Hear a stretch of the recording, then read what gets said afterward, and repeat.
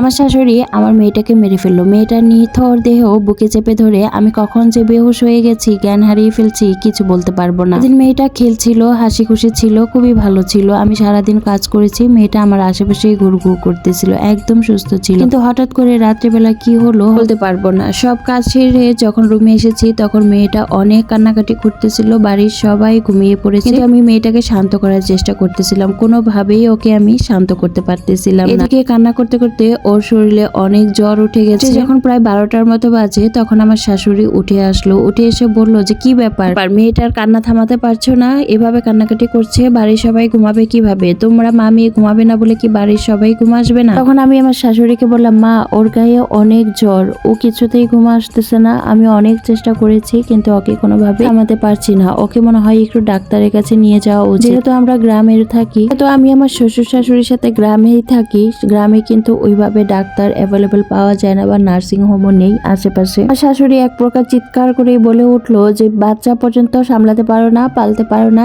একটু ঠান্ডা জ্বর আসলে কি ডাক্তারের কাছে নিয়ে যেতে হয়? যে দেখো এখানে নাপা আছে, ওইটা খাওয়াই দাও। তখন আমি আমার শাশুড়িকে বললাম, মা নাপাটা অনেক দিন আগের, আর ওকে কতটুকু খাওয়াতে হবে সেটাও তো আমি জানি না, কিভাবে আন্দাজে ওষুধ খাওয়াই দিব? আমার শাশুড়ি এক প্রকার ধমক দিয়ে আমাকে বলে উঠলো, ওষুধ খাইয়ে দাও, কিচ্ছু হবে না। শাশুড়ির চিল্লাচিল্লি শুনে তখন শ্বশুরও এখানে এসে উপস্থিত হলো। তখন আমি বললাম যে আমি ডাক্তার না দেখিয়ে আমার মেয়েকে ওষুধ খাওয়াবো না। তখন আমার শ্বশুর বলে উঠলো যে এটা সেই বাড়ি না যেখানে বউয়ের কথাতে সংসার চলবে। তোমার শাশুড়ি বলেছে খাইয়ে দিতে, খাইয়ে দাও, একটু পরেই দেখবে ঠান্ডা হয়ে গেছে, সবকিছু ঠিকঠাক হয়ে গেছে। এতটুকু সামান্য জ্বর নিয়ে কেউ ডাক্তারের কাছে যায় নাকি? শ্বশুরের কথা শেষ হতে না হতে শাশুড়ি এক প্রকার জোর করেই আমার কোলে থেকে আমার মেয়েটাকে নিয়ে গেল। তখনও অনেক জোরে জোরে কান্না করতেছিল, ভাবে মেয়েটা ওষুধটা মুখে নিতে চাচ্ছিল না। এক প্রকার জোর করে মুখটা ধরে আমার শাশুড়ি ওষুধটা ওর মুখে দিয়ে দিল। ওষুধ দেওয়ার সাথে সাথে আমার মেয়ে আরো জোরে জোরে কান্না করতে শুরু করলো, সাথে কাশি দিতে শুরু করলো। বুঝতে পারতেছিলাম আমার মেয়েটার অনেক কষ্ট হচ্ছে, অনেক যন্ত্রণা হচ্ছে। আমি আমার শাশুড়িকে বললাম, মা ও যেন কেমন করছে, দেখেন না ও এমন কেন করছে? তখন আমার শাশুড়ি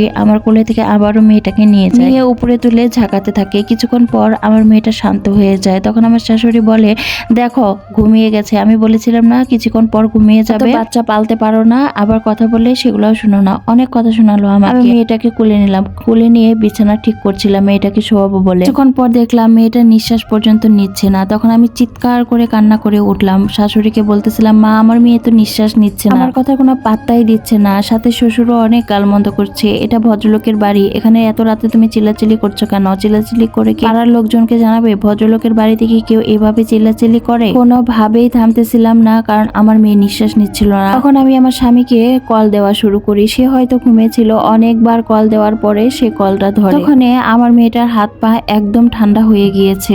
আমার স্বামীকে কান্না করতে করতে বললাম, আমার মেয়ে নিঃশ্বাস নিচ্ছে না, কান্না করছে না, কোনো কিছুর জবাব দিচ্ছে না, নড়ছে না, ওকে একটু ডাক্তারের কাছে নিয়ে যাওয়া প্রয়োজন, তুমি একটা গাড়ির ব্যবস্থা করে দাও, আমি ওকে নিয়ে নার্সিং হোমে যাব। হাজার হলেও বাবা তো, সে তার এক বন্ধুকে ফোন দেয় এত রাতে গাড়ি নিয়ে আসার জন্য, যেহেতু আমাদের বাসা থেকে অনেক দূরেই ছিল ক্লিনিকটা। সেদিন রাতে আমার কান্না দেখে ড্রাইভার পর্যন্ত কান্না করেছিল, কিন্তু আমার শ্বশুর শাশুড়ির মন গলেনি, আমি তাদের মনটা গলাতে পারি। সেই গাড়িতে করে সেই রাত্রে বেলায় হসপিটালে ছুটে যাই। তার আমার মেয়েটাকে দেখার সাথে সাথেই বলে দেয় যে ও আর এই দুনিয়াতে নেই। সে বলে এখানে নিয়ে আসার আগেই ও দুনিয়া থেকে চলে গেছে। তখন ডাক্তারকে বলতে থাকি, মিথ্যে কথা, আপনি একটু ভালো করে চেক আপ করে দেখেন। আমি তখনও বিশ্বাস করতে পারছিলাম না যে আমার মেয়েটা এই দুনিয়াতে আর নেই। কিছুক্ষণ আগেও আমার মেয়েটা আমার কাছে কান্নাকাটি করছিল, এখন এই দুনিয়াতে নেই, এটা কিভাবে মানা যায়? এটা কিভাবে সম্ভব? আমি কোনোভাবে বিশ্বাস করতে পারতেছিলাম না। আমার কথা শুনে ডাক্তার জিজ্ঞেস করে আসলে অ্যাকচুয়াল হয়েছিল কি। আমি ডাক্তারকে সব ঘটনা খুলে বলি যে এরকম জ্বর এসেছিল, আমার প্রচুর কান্নাকাটি করছিল,